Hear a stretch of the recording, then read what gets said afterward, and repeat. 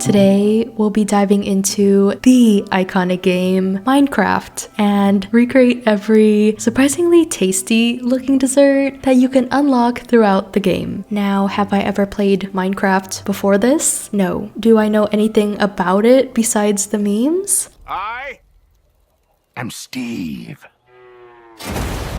As a child, I yearned for the mines. Also no, but with the new movie coming out, I thought it would be fun to turn these pixelated desserts into real ones and see if any of them also show up in the movie.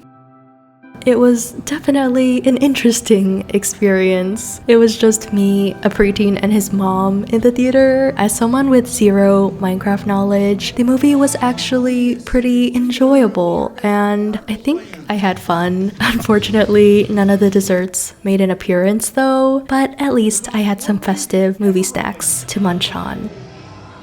Also, can someone let me know if Minecraft is worth playing? Cause I've unexpectedly been really enjoying it so far, but as someone who gets horrible motion sickness playing first POV games, it's been a struggle so far. Yeah, let me know if it's worth suffering through or not, or if you have any tips, maybe greatly appreciated. Alright, get comfy, relax, and let's get into it.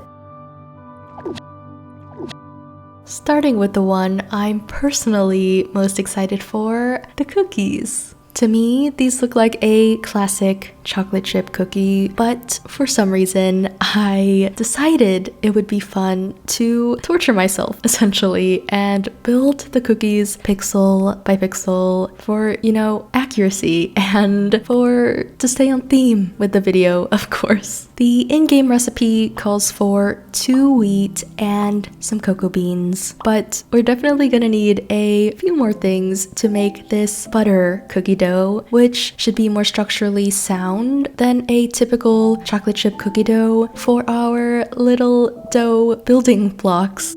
In a large mixing bowl, place some softened salted butter plus the powdered sugar, not the flour, that's for a little later. Also add in a pinch of salt and a bit of vanilla. Whip everything up. I'm using a hand mixer until light and fluffy for about a minute.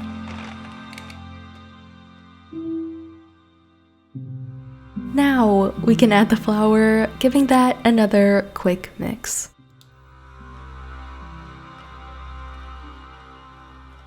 And there you have our very simple butter cookie dough. Here I'm rolling it out, minus about a 1/4 cup of it, which we're turning into a chocolate flavor in a sec. But yes, rolling that out into a square slab between 2 pieces of parchment paper.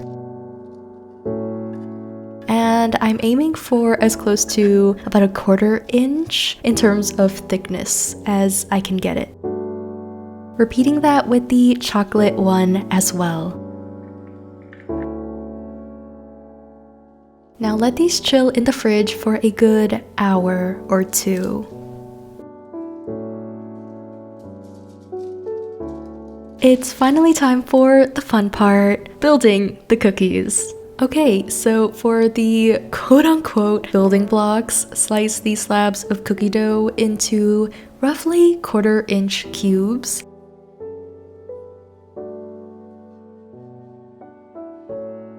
They kind of turn out looking just like a bunch of mini cubes of cheese. And yeah, I'm just very slowly building each cookie, gently pressing the blocks into their places.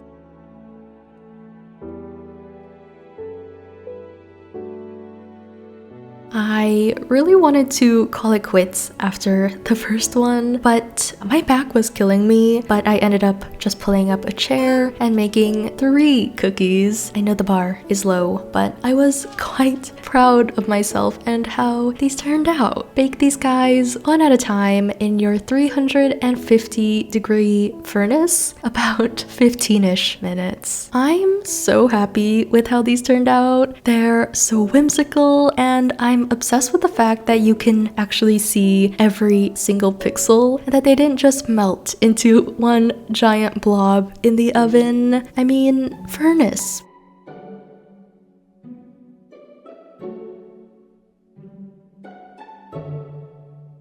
But yeah, these were super buttery, melt in your mouth, slightly chocolatey, and so good dipped in some matcha. I'm just so happy right now.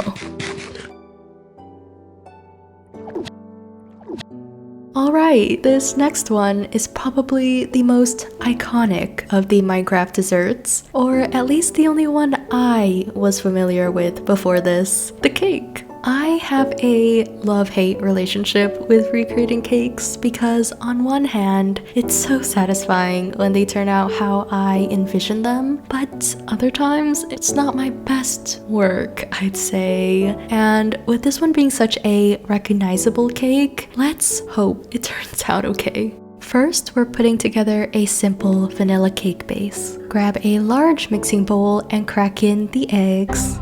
Toss in the sugar and give that a good mix until it becomes this airy, fluffy, pale yellow concoction. Add the dry ingredients.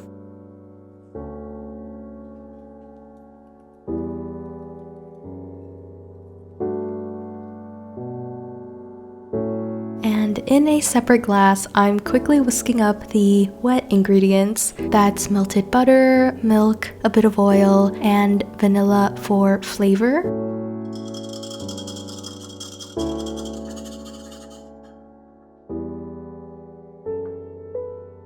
Give that a final mix.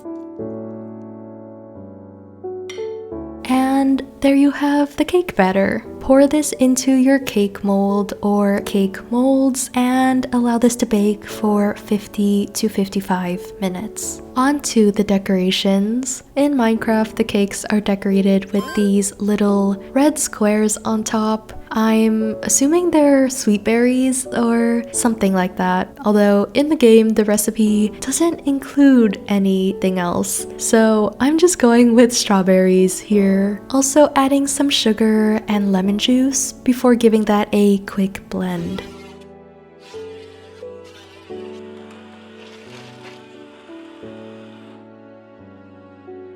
Transfer this to a small saucepan and let it simmer for a solid 15 minutes. Oh, I forgot to tell you what we're making here. We're making some strawberry jello or strawberry fruit snack type of squares. In the background, I'm dissolving some gelatin in some cold water just by mixing together gelatin and cold water. But yes, once the strawberry syrup is nice and thick, combine that with the gelatin and pour everything onto a sheet tray to set completely. This took about 2 to 3 hours for me. Now, while that sets and the cake is cooling, we're whipping up a simple vanilla buttercream. First, whisk some softened salted butter with a bit of vanilla. Mix that for a good minute or two, and then you add the powdered sugar in 2 stages, and you can add a splash of cream if it needs to be loosened a bit.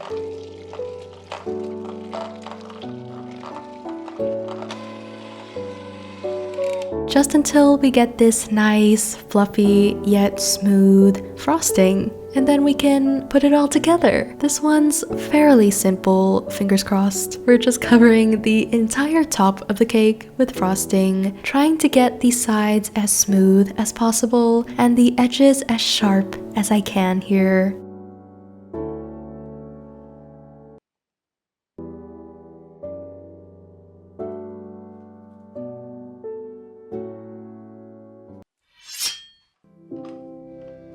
Pop this into the fridge for at least 30 minutes, just until the icing hardens up. To get that signature pixelated icing design around the sides, I'm using a small square cookie cutter here to just remove bits of frosting and to clean up all the edges.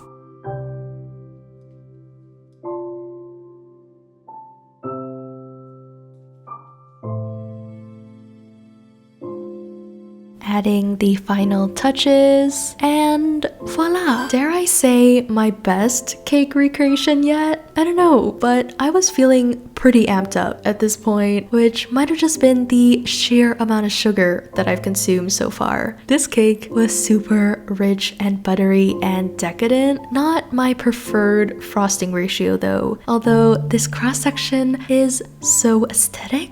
But nothing a bit of extra whipped cream couldn't solve. Again, I'm unexpectedly having so much fun with this video so far.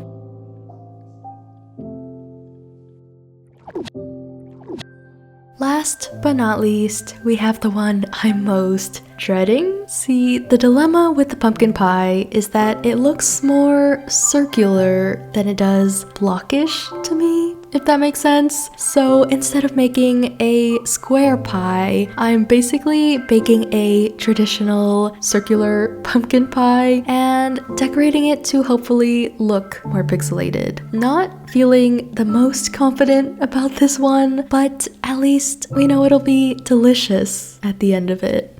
The night before, I prepped the pie dough. Add all of the ingredients to a large mixing bowl, plain flour, sugar, and salt. Give those a quick mix and toss in the cold butter, which I cut into small cubes beforehand. Then with the tips of your fingers, sort of rub and smush the butter into the flour until it honestly kind of resembles kinetic sand. Let me know if you see it. Now add a splash or two of ice water until it just starts to come together into a smooth ball of dough.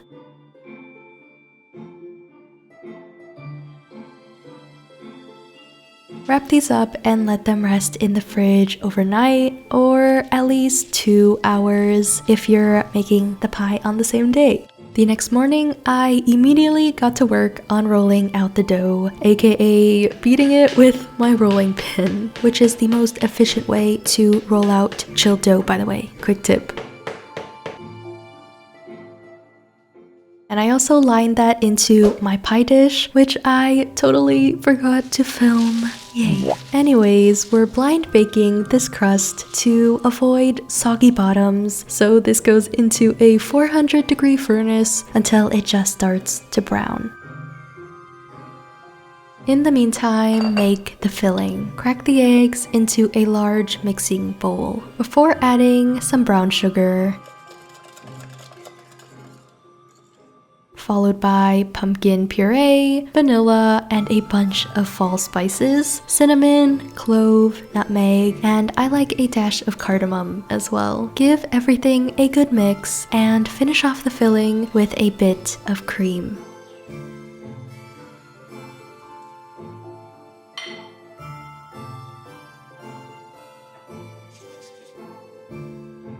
Okay, quickly before placing the pie back into the furnace to finish baking, I needed to finally decide what to do about the pixelated design situation. So I ended up creating this border using bits of leftover dough to sort of square off the round edges. I'm still not sure how I feel about this, so please let me know what you think.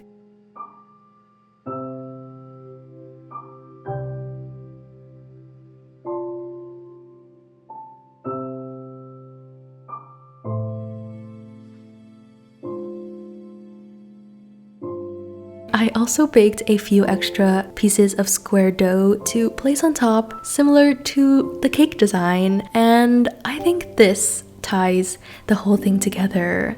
Yeah, overall, I think this turned out to be my favorite tasting item of this entire video, but probably also my least favorite, visually speaking.